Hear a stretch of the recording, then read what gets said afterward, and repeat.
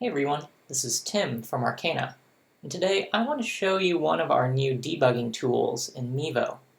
So what I have here is I've got a spoke router where the DMVPN tunnels are currently down, so my spoke is offline. Now, to use this tool, one thing we do need is we need the public IP address of that remote site, and what you can do in MEVO on the system's options page. If you have enable syslog, and if you have this enable WAN IP address logging feature turned on, MEVO can actually get that public IP address for us. So what I'm going to do is I'm going to hop back over to my devices page, and if I go to my edit columns and look for outside IP address and check it, then I can get that data to display for me here.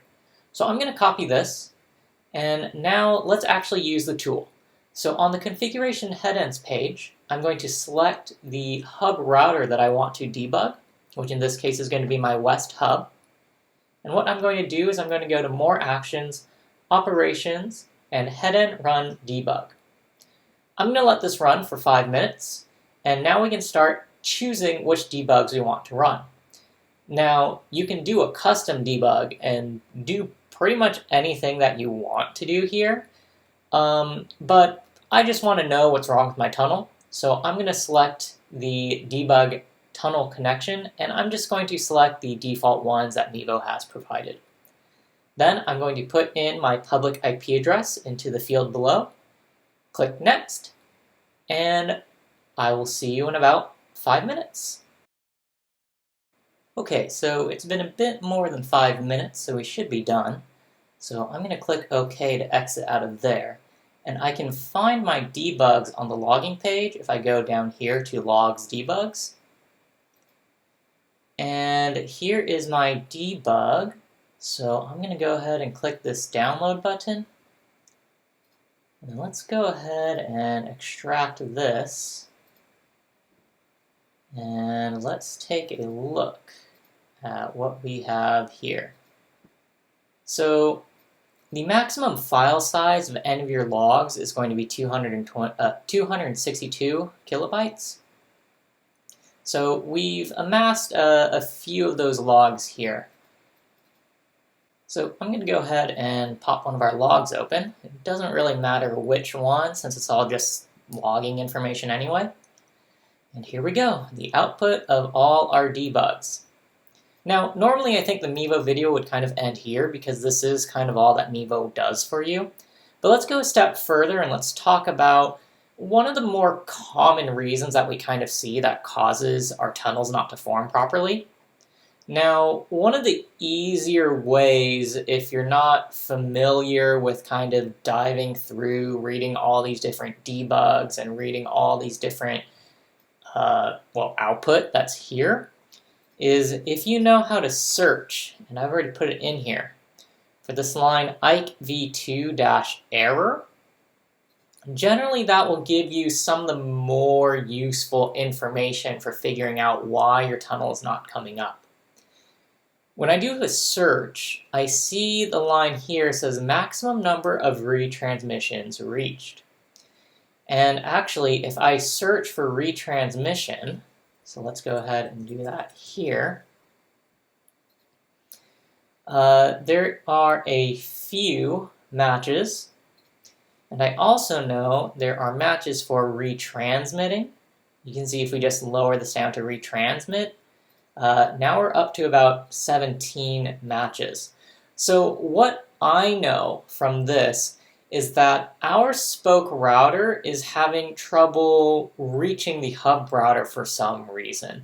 We're getting some of the packets, but it doesn't seem like we're getting all of the packets because what's happening is we keep retransmitting over and over and over again, and we're essentially just getting ignored. So the hub router is trying to tell the spoke, yes, let's establish that tunnel, but the spoke router is ignoring the hub for some reason.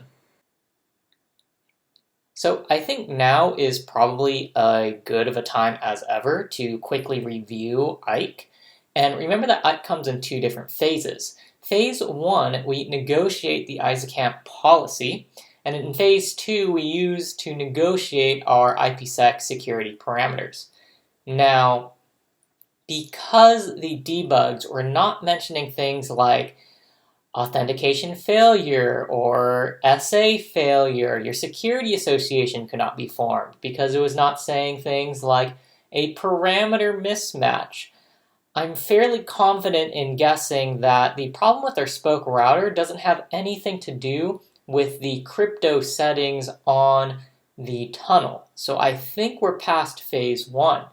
The issue we're getting is coming from phase 2, because even though we are able to negotiate our ISAKMP, we aren't actually able to talk to each other for some reason. So those encapsulated packets are not reaching each other. Now, one of the things we have to immediately ask are, what ports do we use? Well, for the phase 1 ISAKMP, we are using UDP 500.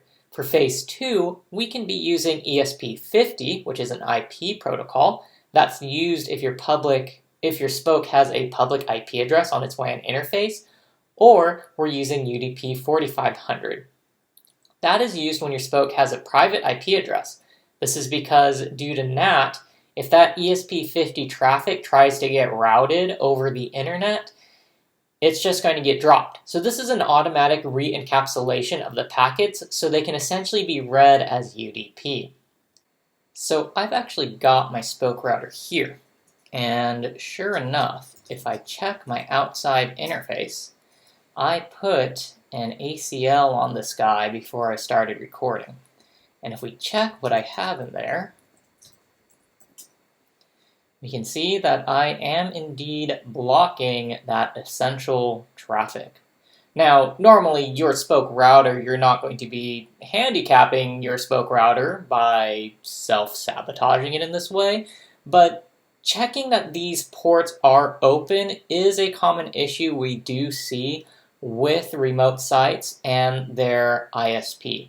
So that is one of the few things to check if you're constantly seeing these death by retransmission issues.